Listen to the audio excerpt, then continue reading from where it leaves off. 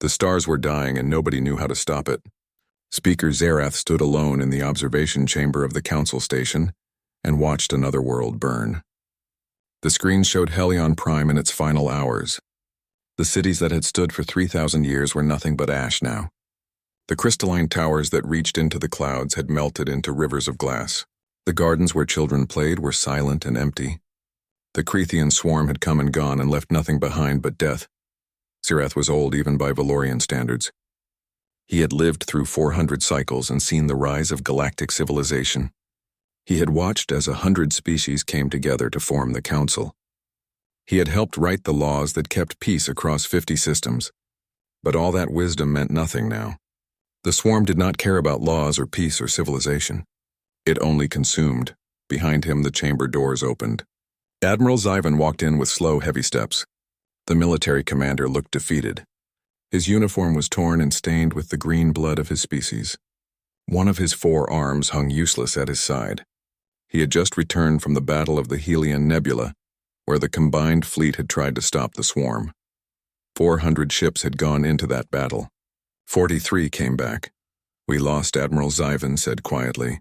His voice was rough like stones grinding together. "We threw everything at them. Every weapon we had, every tactic we knew. They did not even slow down. They just kept coming and coming and coming." Zerath nodded slowly. He had expected this news, but hearing it still hurt. "How long do we have?" 2 months, the Admiral replied. "Maybe 3 if we are lucky. The main swarm fleet is moving toward the core worlds. They will reach Valoria Prime in 60 days. The 2 old friends stood in silence for a long moment. Around them, the station hummed with quiet activity.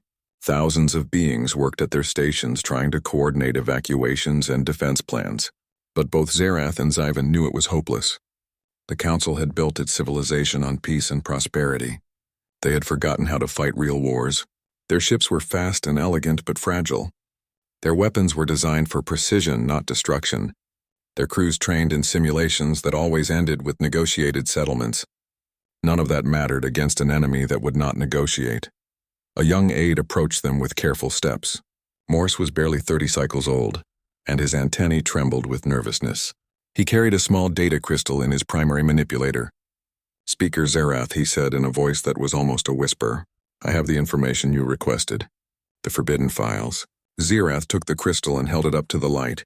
It glowed faintly with stored data. "This is everything." "Yes, Sir," Morse replied. "All the survey data from the Sol system. All the observations we made. All the reasons why the Council voted to quarantine them." Admiral Zyvan looked at the crystal with confusion. "The Sol system," he said slowly. "The humans." "You cannot be serious, Zerath. They are Deathworlders, savages who evolved in hell and never learned to leave it behind. Releasing them would be as dangerous as the swarm itself." Zerath inserted the crystal into his personal reader, and the data filled the air around them in holographic displays. "Would it?" he asked quietly. The displays showed Earth in all its terrible beauty, a world where the ground shook and split open, where storms raged with the power of fusion bombs, where the very air was poison to most species, where deadly radiation rained down from the local star, where massive predators hunted in packs, where disease and disaster were constant companions, and somehow impossible humanity thrived there. They built cities on earthquake zones. They farmed in floodplains. They sailed across violent oceans for sport. They had even begun to venture into space using chemical rockets that exploded more often than they succeeded. "Look at their history," Zerath said, pointing to scrolling data. "They have had over 15,000 recorded wars. They invented weapons that could destroy their entire world, and came within moments of using them multiple times. Their entertainment glorifies violence. Their children play games that simulate combat. Every human culture has warriors as heroes. They are the most aggressive species we have ever encountered." Admiral Zyvan crossed his arms. "Then why would we contact them?" "That is exactly why we should not." Zerath closed the displays and looked at his friend. "Because they survive," he said simply. "No matter what their world throws at them, they adapt and survive. They have been to the edge of extinction dozens of times and always came back. They fight when fighting seems hopeless. They rebuild when everything is destroyed. They never give up. Those are the traits we need right now." The Council froze them out of fear, but maybe that fear was wise for the wrong reasons. The Admiral was quiet for a long time. Finally he spoke. If we contact them, we break the quarantine. The council will oppose this. Half the members will call for your removal. The other half will call for your execution. Zerath smiled sadly. The council can remove me after we survive. Right now I'm more worried about there being anyone left to do the removing. He turned to young Morse, who was still standing nearby. Prepare a transmission. Use the first contact protocols. Include everything. Our situation, our desperation, the threat we face, and include the primer codes for basic technology. If we are asking for their help, we need to give them the tools to reach us. Morse's antennae went rigid with shock. The primer codes, sir, those are classified at the highest level. Sharing them with a pre-contact species is necessary, Zerath interrupted. The humans are not stupid. They are just isolated. Give them the mathematical framework and they will figure out the rest. They are very good at weaponizing new ideas. That is what makes them dangerous, and that is what makes them useful. Admiral Zyvan placed his good hand on Zerath's shoulder. You know this might not work. They might refuse to help. They might not be able to reach us in time. They might make things worse instead of better. I know, Zerath said quietly, but doing nothing guarantees extinction. At least this way we have a chance. Even if that chance comes from the species we feared most. The Admiral nodded and left to return to his ship. Morse began preparing the transmission with shaking manipulators. Zerath stood alone again and watched the stars. He thought about the message they were about to send. A call for help from an advanced civilization to a species they had deliberately imprisoned. It was the ultimate irony. The Council had caged humanity to protect the galaxy from their violence. Now that same violence might be the only thing that could save them. He wondered what the humans would do when they received the message. Would they come? Would they help? Would they demand payment or revenge? Or would they simply ignore the plea and let the Council face the consequences of its fear? The transmission was ready. Morse looked at Zerath for confirmation.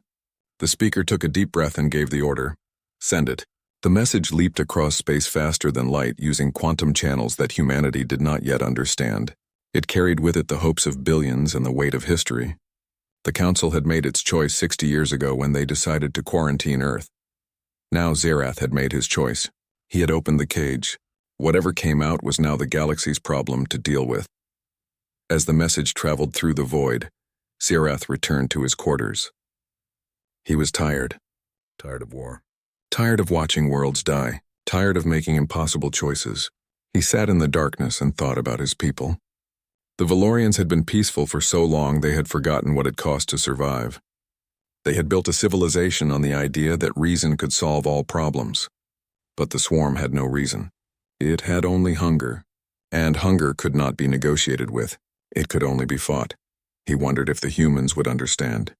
If they would see the Council's desperation and respond with compassion.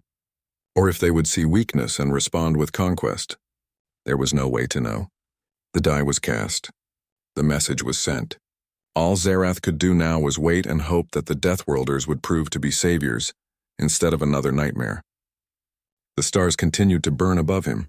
Some were real stars shining in the void. Others were worlds dying under the swarm's assault. Soon it would be impossible to tell the difference. Admiral Lisa Grant was drinking cold coffee and reading reports when the world changed forever. It was 3 in the morning at Lunar Defense Station 3 and the night shift was quiet.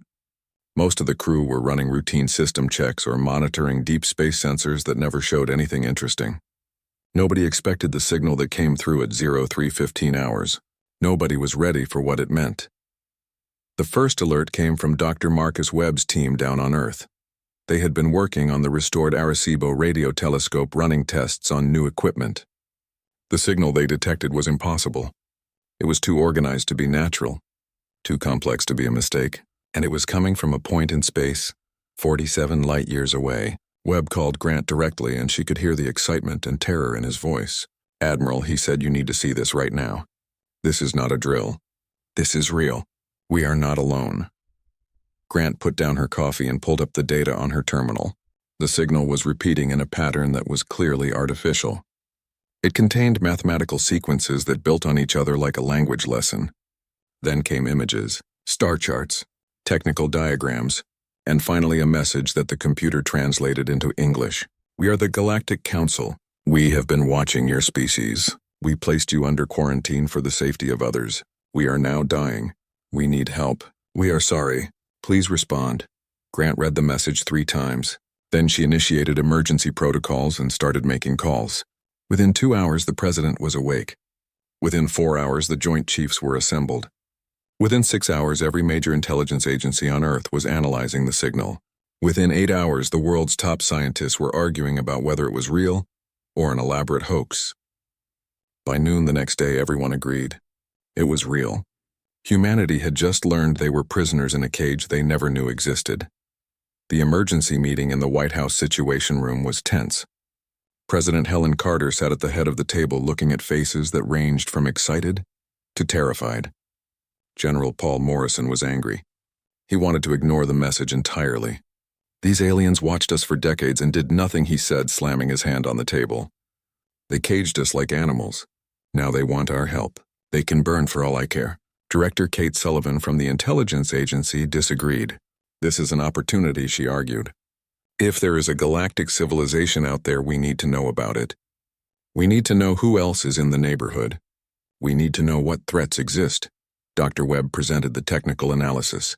The aliens had included what he called primer codes in their transmission. They were basically instructions for building faster-than-light drives and quantum communicators. It was like finding a textbook written by a civilization thousands of years more advanced. The mathematics was complex but understandable. Human scientists could work with this. They could build ships that could cross the galaxy. The question was whether they should. Admiral Grant listened to the arguments go back and forth for hours. Everyone had opinions. Everyone had fears. Some worried about walking into a trap. Others worried about missing a chance to join galactic civilization. A few worried about what would happen if humanity ignored the call and whatever was killing the aliens came for Earth next. The debate went in circles until Colonel Raymond Price stood up and spoke. Price was a Marine who had seen combat in 3 different wars. He had lost his entire unit in Jakarta 5 years ago and carried the scars on his body and in his eyes. He was not a man who spoke often, but when he did, people listened. These aliens made a choice, he said quietly. They could have stayed silent. They could have let us live in ignorance. Instead, they reached out. That means they are either stupid or desperate. Either way, I want to know what scares a species that can travel between stars. I want to know what is out there, and I want to know if it is coming for us next. The room went quiet. President Carter looked around the table at the faces of her advisors. Then she made the decision that would define her presidency and possibly the future of humanity. We respond, she said firmly, but we do this our way. We build ships. We send a fleet. We assess the situation. If these aliens need help and deserve it, we provide it. If this is a trap, we come home. If there is a threat to Earth, we learn what it is and prepare. But we go in with our eyes open and our weapons ready. We are not going as servants or saviors. We are going as free people who choose to answer a call for help. The Prometheus Initiative began the next day. Every major nation on Earth contributed. China provided manufacturing facilities and raw materials. Russia opened its closed research cities. The European Union supplied their best engineers and scientists. India and Brazil sent experts in propulsion and quantum mechanics. Even nations that had been enemies weeks ago worked together because this was bigger than any earthly conflict. This was about humanity's place in the universe. The challenges were enormous. The alien primer codes gave them the theory, but building actual working ships was different. It was like giving medieval blacksmiths a blueprint for a nuclear reactor. The concepts were there, but the engineering was centuries beyond current human technology. Teams worked around the clock. They ignored safety regulations. They pushed equipment past its limits. They took risks that would have been unthinkable in normal times. People died. 347 workers lost their lives in construction accidents.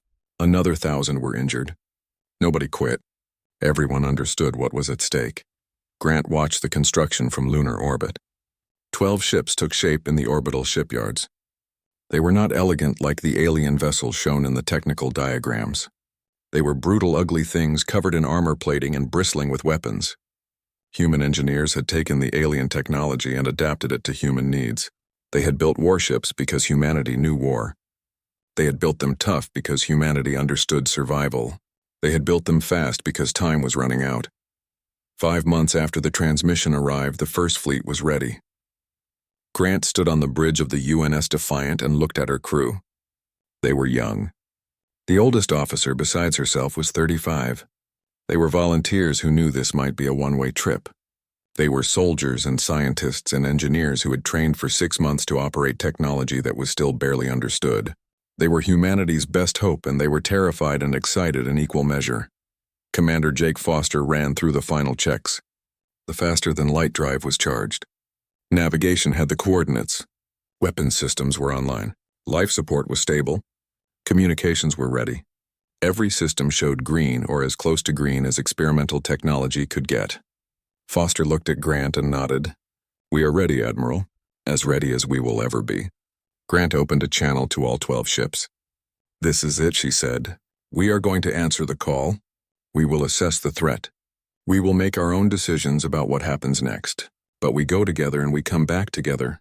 Whatever we find out there, we face it as one fleet and one species. Good luck, everyone. The drive's activated." Reality twisted in ways that human minds were not built to perceive. Space folded and stretched and compressed. The laws of physics bent under the weight of human engineering and alien mathematics. For a moment that felt like forever, and no time at all. The fleet existed everywhere and nowhere. Then, with a lurch that made half the crew sick, the ships emerged into normal space 47 light-years from home. Grant looked at the sensor displays and felt her stomach drop. The alien system was dying. The outer planets showed no signs of civilization. No orbital stations. No communication signals, no lights. Just debris fields and the fading heat signatures of recent battles. Whatever was killing the Galactic Council was winning. And humanity had just jumped into the middle of it. Sensors Officer Lieutenant Nina Brooks reported contacts. "Multiple ships detected, Admiral. At least 30. They do not match the profiles in the alien database." "They are." She paused and her voice dropped. "They are organic, sir. The ships are alive."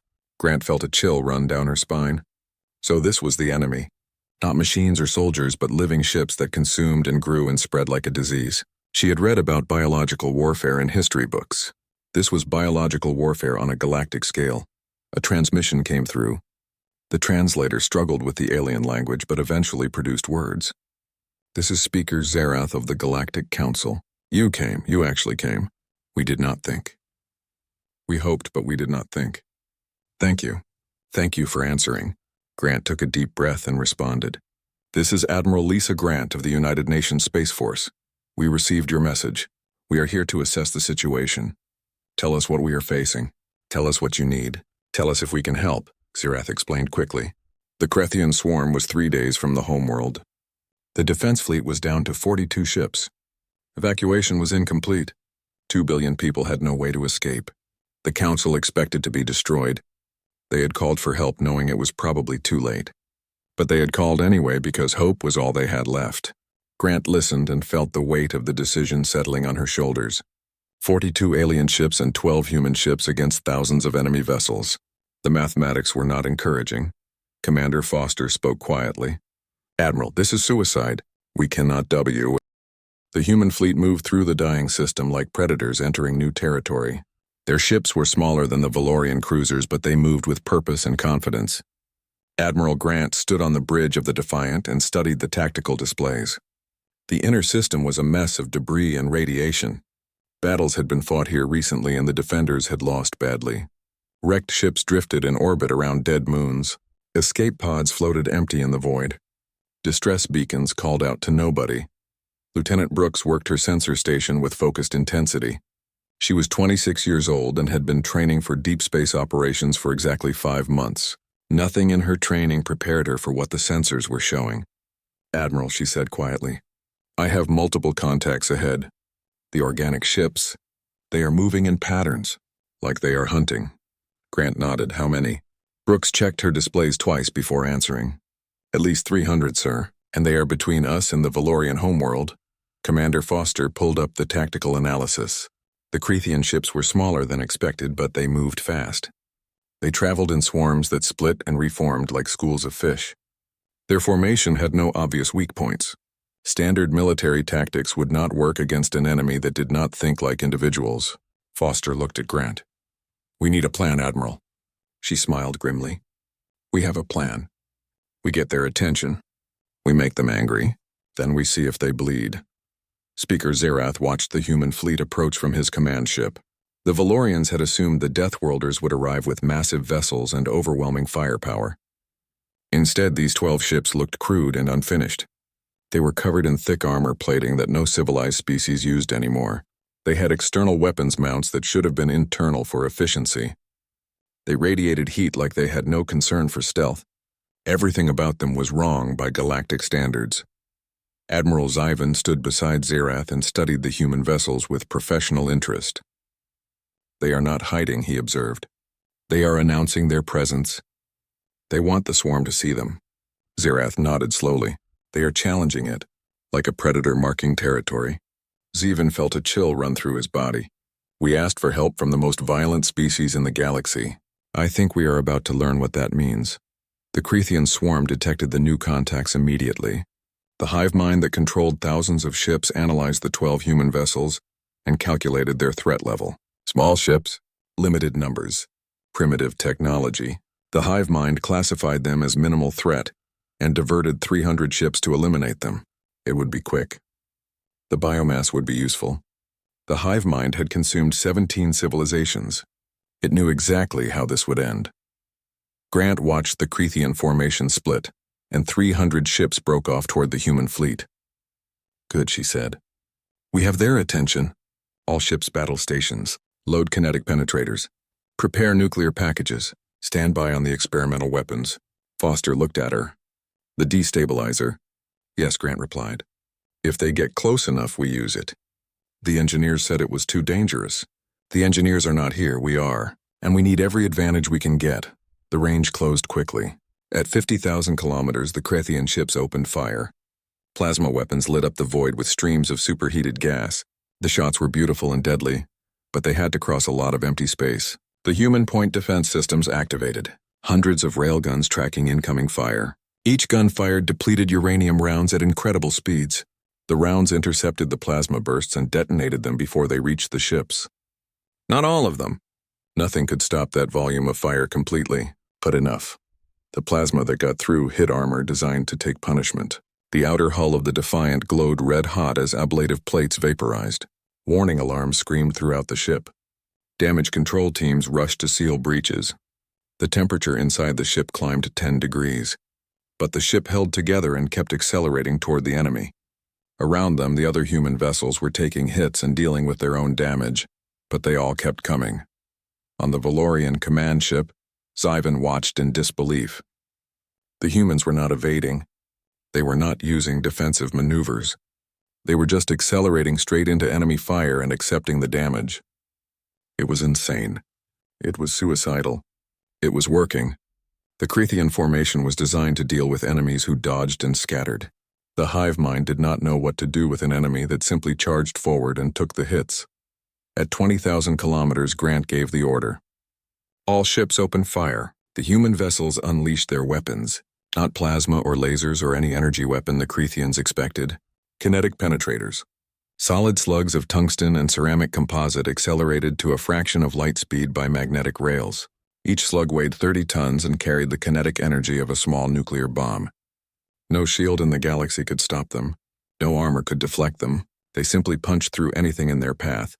The first salvo hit the Crethean formation like a meteor strike. 40 ships were destroyed instantly. The kinetic energy turned their organic hulls into vapor. Another 60 tumbled away crippled and dying. The hive mind experienced something it had not felt in centuries. Surprise. These weapons were brutal and primitive and terrifyingly effective. The formation tried to scatter, but the human ships were inside their defensive perimeter now and the slaughter accelerated. Missile pods opened on the human vessels. Hundreds of missiles streaked toward the Crethean ships.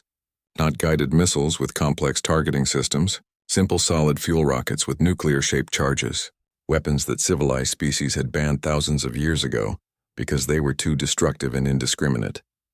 The missiles closed on their targets and detonated. Nuclear fire washed over the Crethean ships at close range. Their organic hulls burned. Their crews cooked inside their vessels. The void filled with the light of dozens of small suns. The hive mind screamed, not with sound but with quantum signals that rippled across its network. The pain of burning ships. The confusion of unexpected tactics. The fear of an enemy that fought like nothing in its memory. The Krethian swarm had evolved over millions of years to consume and adapt, but it adapted to energy weapons and shields and tactics it understood. The humans were using weapons that should not work, weapons that were wasteful and crude, weapons that killed with sheer overwhelming force instead of efficiency. Lieutenant Palmer sat at the weapons station with his hand on the trigger for the quantum destabilizer. The weapon hummed with barely contained power. The engineers had called it mad science. They said it could tear holes in space-time. They said it might kill everyone on the ship if something went wrong. Grant looked at Palmer and nodded. Fire. Palmer pressed the trigger. The destabilizer activated. Space-time screamed. A sphere of twisted physics expanded from the Defiant. Inside that sphere, the laws of nature stopped making sense. Atoms existed in multiple states simultaneously. Light bent in impossible directions. The quantum foam that held reality together started coming apart. 20 Krethian ships were caught in the field. They did not explode. They did not burn. They simply ceased to exist. One moment they were there. The next moment the atoms that comprised them were scattered across dimensions that human science did not have names for. The hive mind felt those ships die, felt them torn from existence in a way that should not be possible. The collective consciousness that had survived for 1,000,000 years experienced terror for the first time. These humans were not just violent. They were insane. They wielded weapons that broke the universe itself. The remaining Krethian ships in the engagement zone broke formation and ran. The hive mind had never retreated before. It did not know how. But instinct older than thought drove the ships away from the humans and their impossible weapons. Foster looked at the tactical display in shock. "We won," he said quietly. "We actually won." Grant shook her head. "We survived the opening move. That is different." She studied the sensor readings. 300 Krethian ships had engaged them. 147 were destroyed or disabled. The rest were retreating. But the main fleet was still out there. Thousands more ships. And now they knew humans were dangerous. Brooks reported damage. 2 human ships were badly hurt. The Valiant had lost main power and was drifting. The Resolute had suffered a reactor breach and was running on emergency systems. But all 12 ships were intact. All 12 could still fight. Grant opened channels to the Valorian fleet. "This is Admiral Grant. We have engaged the enemy and driven them back. We are ready to coordinate our defense. Tell us where you need us." Speaker Zerath replied, and his voice was filled with wonder. "You drove them back. The swarm has never retreated, not once in all our battles. What did you do? What weapons did you use?" Grant smiled grimly. "We used everything we had. We hit them hard and fast. We did not give them time to adapt. We fought like humans. That seemed to be what you needed." Zerath was silent for a long moment. "Yes," he said finally. "That is exactly what we needed. Welcome to the war, Admiral Grant. We have 3 days before the main fleet arrives. 3 days to prepare. 3 days to teach us how Deathworlders fight." The human fleet limped toward the inner system. Behind them floated the wreckage of over 100 Krethian show. The 3 days before the main swarm fleet arrived were brutal. Admiral Grant pushed her crew to their limits and then pushed harder. The damaged ships needed repairs, but the Valorian shipyards were not designed for human vessels. Human engineers worked alongside alien technicians trying to communicate through hastily written translation programs. They welded hull plates using tools they barely understood. They rerouted power systems that ran on different principles. They made it work because they had no choice.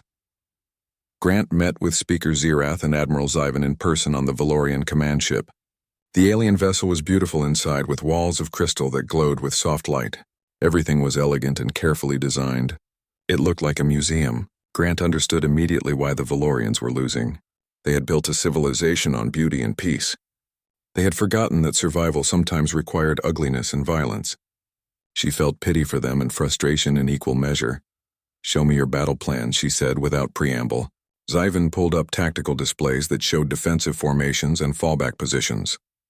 Grant studied them for maybe 30 seconds before shaking her head. "These will not work. Your ships are too fragile. Your tactics are too defensive. You are trying to minimize losses, but against the swarm that just means dying slowly instead of quickly." Zerath looked uncomfortable. "What would you suggest, Admiral?" Grant pointed at the display. "We stop trying to save every ship. We accept that people will die. We create kill zones and funnel the swarm into them. We use mines and traps. We make them pay for every meter of space. We trade losses for position and position for time. We fight dirty and mean and desperate. Zyvan recoiled. That is barbaric. We cannot ask our crews to sacrifice themselves. Grant looked at him with hard eyes. Then you have already lost. War is barbaric. Survival is barbaric. You either accept that or you die. Those are the only choices. Xerath raised one crystalline hand. Please, Admiral, we asked for your help. Tell us what you need. Grant pulled up her own tactical plans. I need your ships retrofitted with human weapons, kinetics and missiles. Your energy weapons are pretty, but they do not kill fast enough. I need your crews to accept human command during battle. No debates. No committees. Just orders and obedience. And I need you to trust me when I make decisions that seem insane, because they will seem insane. That is how humans fight. The next 72 hours were chaos. Human weapons specialists worked with Valorian engineers to retrofit alien ships. They ripped out elegant plasma cannons and installed crude magnetic accelerators. They removed defensive shield generators to make room for missile batteries. They added armor plating that made the ships slower and less efficient but much harder to kill. The Valorians protested every change. The humans ignored every protest. Admiral Zyvan watched his beautiful fleet transform into ugly warships and felt his heart break. Commander Foster coordinated the mining operations. Human ships carried thousands of nuclear devices out to predetermined coordinates. They scattered them across the approach vectors like seeds. Each mine was simple. A warhead, a proximity sensor, a timer. Nothing elegant or sophisticated. Just bombs waiting in the dark. Foster worked for 60 hours straight, surviving on coffee and stimulants. When someone suggested he rest, he laughed bitterly. I will rest when we are dead or victorious. Until then, we work. The Krethian swarm arrived exactly on schedule. 3,000 ships dropped out of faster-than-light travel at the system's edge. The hive mind had analyzed the previous battle and adapted. It knew humans used kinetic weapons at close range. It knew they employed nuclear devices without restraint. It knew they were dangerous. But the hive mind had numbers and it had time. It calculated that overwhelming force would win despite human tactics. It calculated wrong. The swarm advanced in a massive wave. The hive mind did not try to be clever. It simply moved forward with thousands of ships expecting to crush any resistance through sheer numbers. At 10 million kilometers, the first mines detonated. Nuclear fire blossomed in the void. The leading edge of the swarm flew into the explosions. Ships burned. Hulls cracked. The hive mind registered losses and kept advancing. The mines were expected. They were acceptable. But then the mines kept detonating. Hundreds of them. Thousands of them. The humans had seeded the entire approach corridor with nuclear devices. On the bridge of the defiant Lieutenant Brooks called out the numbers. 800 enemy ships destroyed. 1,000. 1,200. The mines are still detonating, Admiral. Grant watched the tactical display with grim satisfaction. Good. Let them know what waiting for them costs. How long until they reach effective weapons range? Brooks checked her calculations. 40 minutes at current speed. Grant nodded. All ships prepare for engagement. Valorian forces take positions Alpha through Gamma. Human ships position Delta. Remember the plan. We hit them in waves. We make them fight for every kilometer. We make this expensive. The combined fleet waited in predetermined positions. 54 ships total. 12 human vessels and 42 retrofitted Valorian cruisers, against 2,000 remaining Krethian ships that had survived the minefield. The mathematics were still terrible. But mathematics did not account for human stubbornness or the desperation of a civilization fighting for survival. Grant opened channels to the entire fleet. Here's how this works. When they get in range, we fire everything. We hold position until shields fail or hulls breach, then we fall back to the next position. Damaged ships rotate out. Fresh ships move up. We keep them fighting. We keep them dying. We make them pay so much they decide we are not worth the cost. Questions. Admiral Zyvan spoke up. Admiral Grant, this plan requires us to trade ships for time. To let our people die while others retreat. That goes against everything we believe. Grant's voice was hard when she replied. Admiral, your beliefs have gotten 17 civilizations consumed, and your own species pushed to the edge of extinction. Right now I do not care what you believe. I care about what works. If you cannot follow orders, then remove yourself from command and let someone else lead your ships. There was a long, painful silence. Then Zyvan spoke quietly. I will follow your orders, Admiral. My ships are yours to command. The Krethian swarm entered weapons range. The combined fleet opened fire. Kinetic penetrators and plasma bolts and missiles filled the space between the fleets. The swarm returned fire with overwhelming volume. Thousands of organic ships unleashed their weapons simultaneously. The void lit up like a star had been born. Grant gripped her command chair and watched her fleet take hits. The Valorian cruiser Lightbringer took 3 plasma hits and exploded, gone in an instant with its crew of 40. The human ship Resolute lost its forward section, 70 people dead. The destroyer Defiance tumbled away, trailing atmosphere. But the fleet held position and kept firing. The Krathian losses were worse. Much worse. The retrofitted Valorian ships were killing with every shot now. Human weapons did not miss. Human tactics did not allow for mercy. Every ship that got into range died. The hive mind started to understand that something was wrong. It was winning by numbers but losing by ratio. For every defender destroyed, 3 Krathian ships died. The mathematics were shifting. Grant watched the tactical display and called out orders. Beta group fall back. Gamma group move up. Concentrate fire on their left flank. Make them turn. Make them bunch up. The battle raged for 6 hours. Then 12. Then 20. Ships died on both sides. Crews fought and bled and kept fighting. Human vessels rotated through the line, taking damage and falling back to make repairs. Valorian crews learned to ignore their casualties and focus on killing the enemy. Grant stayed on the bridge, running on stimulants and pure will. Foster worked beside her, coordinating fleet movements. Brooks called out targets until her voice was hoarse. Palmer fired weapons until his hands cramped. The crew of the Defiant worked like a machine built from flesh and determination. On the second day, the Krathian swarm tried a new tactic. 1,000 ships concentrated on the human vessels, trying to eliminate the most dangerous enemies. Grant saw it coming and ordered the human fleet to scatter. The Defiant stayed behind alone to draw fire. Plasma bolts hammered the ship. Hull breaches opened across 3 decks. The bridge lost atmosphere. Grant sealed her helmet and kept calling orders. Foster died beside her, crushed by falling debris. She promoted Brooks to commander without missing a beat. The Defiant fired back with everything it had. Nuclear missiles streaked away. Kinetic penetrators punched through Krathian hulls. The quantum destabilizer activated again and erased another 20 ships from existence. The other human ships came back. They ignored Grant's orders to stay clear. They formed up around the Defiant and poured fire into the swarm. Captain Chen of the Resolute rammed her crippled ship into a cluster of Krathian vessels. The explosion took out 15 enemy ships.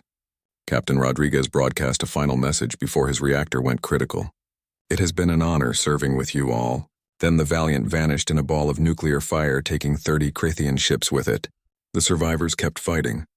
They kept dying. They kept killing. They refused to stop. The hive mind made a calculation. It had lost over half its ships. The defenders had lost 60% of their fleet. By numbers, the swarm was winning. But by resources, it was low. The victory celebration on Valoria Prime felt wrong to Lisa Grant. The capital city was intact thanks to the battle fought in space. Millions of civilians had survived. The Galactic Council was saved. But Grant stood in the Grand Hall surrounded by grateful aliens and felt nothing but exhaustion and grief. Her uniform still smelled like smoke and blood. Her hands still shook from the stimulants she had taken to stay awake during the battle. Her mind still saw the faces of crew members who would never go home. Speaker Zerath approached her with slow, dignified steps. His crystalline body caught the light and scattered it in rainbow patterns. "Admiral Grant," he said formally, "the Galactic Council wishes to honor you and your fleet. We offer you membership on the Council. We offer Earth full access to galactic technology. We offer friendship and alliance.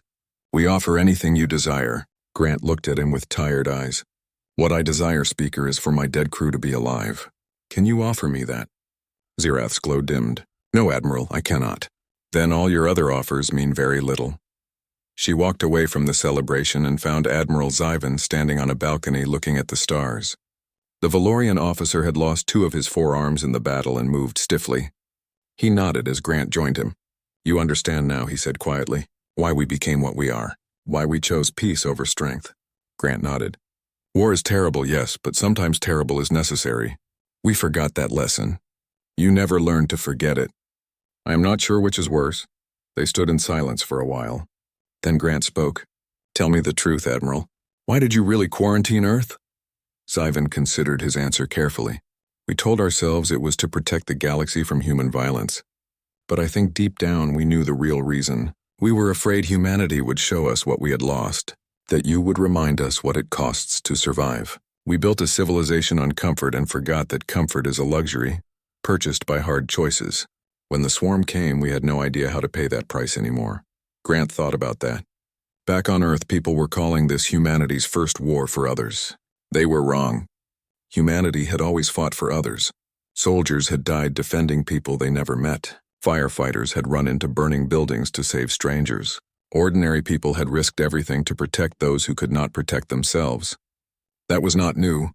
What was new was doing it on a galactic scale, fighting for aliens who had imprisoned Earth out of fear, dying for a civilization that had treated humanity like dangerous animals. That was very human. That was exactly the compassion that made humans dangerous. The next day, Grant met with the full Galactic Council. 200 species filled the chamber. Most were grateful. Some were afraid. A few were angry that humanity had been contacted at all. Grant stood before them in her stained uniform and spoke plainly. You asked for help. We came, we fought, we bled.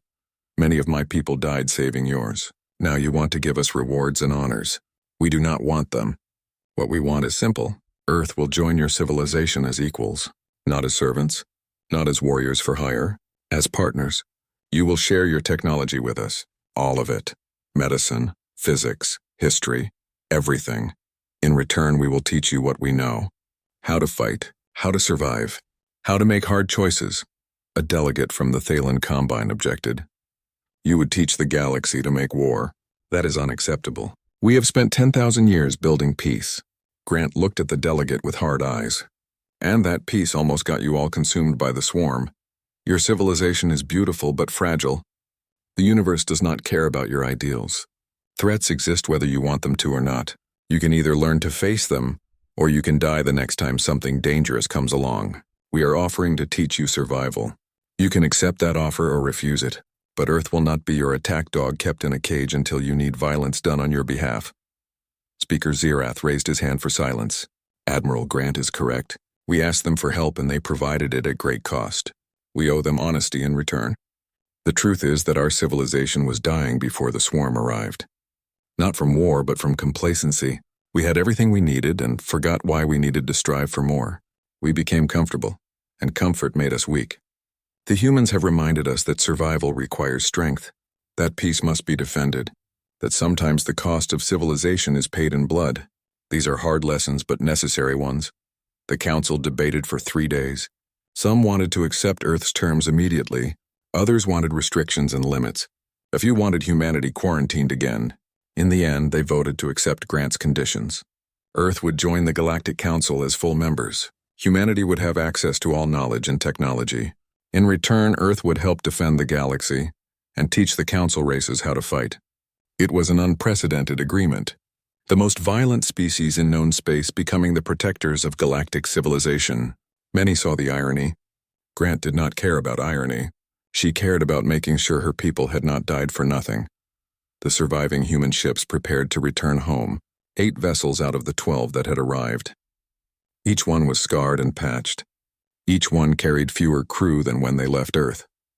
Grant walked through the Defiant one last time before departure. She visited the sections where crew members had died. She looked at the damage that had almost destroyed her ship. She thought about all the choices that had led to this moment. Accepting the mission, engaging the swarm, fighting when retreat would have been smarter, staying when others would have run. Every choice had cost lives. Every choice had been necessary. Commander Brooks found her in engineering. The young officer had aged years in the past weeks. She looked tired and haunted and strong. Admiral, she said quietly. The crew is ready to depart. They want to know if you have any words for them before we jump. Grant nodded and opened ship-wide communications. This is the Admiral. We came here to answer a call for help. We did not know what we would find. We did not know if we would survive. But we came anyway because that is what humans do. We help when we are needed. We fight when we must. We survive no matter the cost. She paused and collected her thoughts. We lost good people here, friends and crew members who will never see Earth again. Their families will grieve. Their loss will be felt for years. But they did not die for nothing. They died protecting billions of innocents. They died showing the galaxy what humanity stands for. They died proving that Deathworlders can be more than violent savages. We can be heroes. We can be protectors. We can be the ones others call when darkness comes. That is their legacy. That is what we carry home. Honor them by living up to it. The fleet jumped back to Earth. The transition was smoother this time. Human engineers understood the technology better now. They had learned from experience and from Valorian instructors. When the ships emerged in the Sol system, they found a hero's welcome waiting. Every orbital station was lit up. Every ship in Earth's defense fleet was positioned in formation. Messages flooded in from every nation and continent. The planet had been watching through quantum communications. They knew what the fleet had done. They knew the cost. They knew that humanity had changed forever. President Carter met with Grant privately before the public ceremonies. The president looked older, too. The weight of command and knowledge had aged her. "Thank you, Admiral. You and your crew saved not just the Galactic Council, but possibly Earth itself. If the swarm had consumed the Council, it might have come here next. You may have saved us all." Grant shook her head. "We did what was needed. Nothing more. Nothing less. That is what soldiers do." Carter smiled sadly. "Which is exactly why you are the right person to lead Earth's new role in the galaxy. I am promoting you to Fleet Admiral. You will command all human forces in space. You will be our voice to the Galactic Council. You will build the fleet that defends both Earth and our new allies." Grant accepted the promotion because duty required it. She attended the ceremonies because protocol demanded it. She gave speeches because people needed to hear them. But at night she stood alone and looked at the stars and thought about the cost of victory. 40% of her crew dead. Good people who had volunteered knowing the risks. Families destroyed. Lives ended. All to save strangers who had treated humanity like a threat. Some people would say it was not worth it. That Earth should have stayed home and let the aliens face their own problems. Grant understood that perspective. But she also knew those people were wrong. Humanity had answered the call because that was what separated them from the swarm. The Crithians consumed without thought or mercy.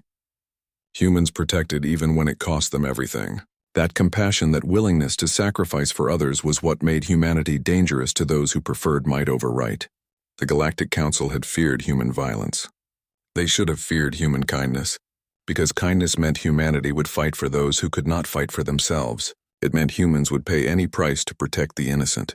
It meant Earth would become the shield that defended galactic civilization. And once you accepted that protection, you became responsible to those who provided it. The galaxy was changing. Human technology was spreading. Human tactics were being studied and adapted. Human instructors were training alien crews in warfare. The council races were learning